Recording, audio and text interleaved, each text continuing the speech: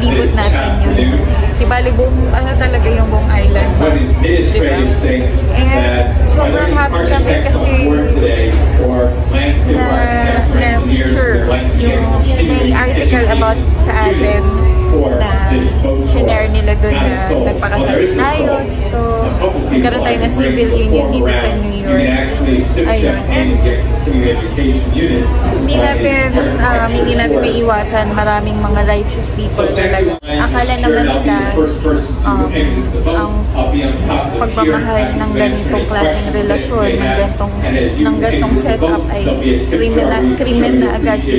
Kino-compare tayo sa pagpatay na ng tao. Kasi ang perfecto nila eh. Perfect talaga.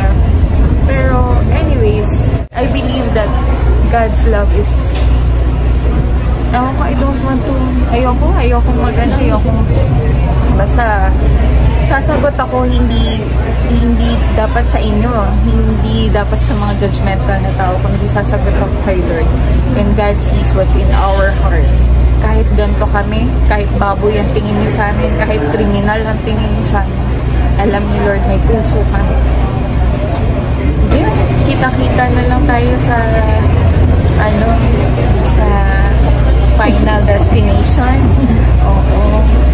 Maka-judge kayo. Sige. Doon na kayo, mauna na kayo sa langit. Ang lilinis nyo eh.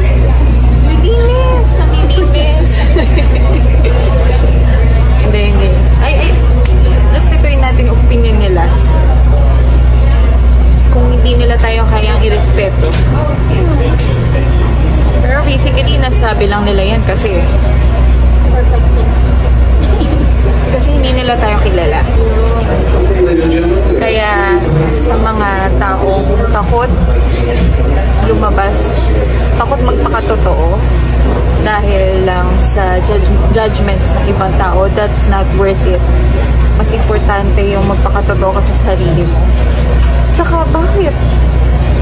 Nung dating panahon, hindi naman ganito ka-open and tago talaga yung mga LGBT. Pero, bakit madami pa rin ng mga LGBT eh?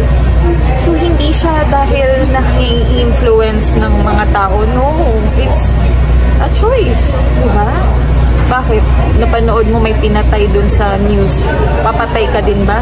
Hindi, diba? Kasi it's still your own choice.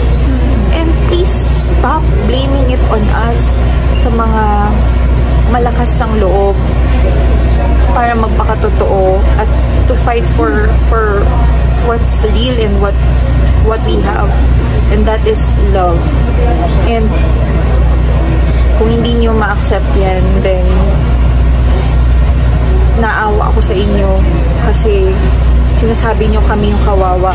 Actually, kayo yung kawawa kasi makikipid yung utak.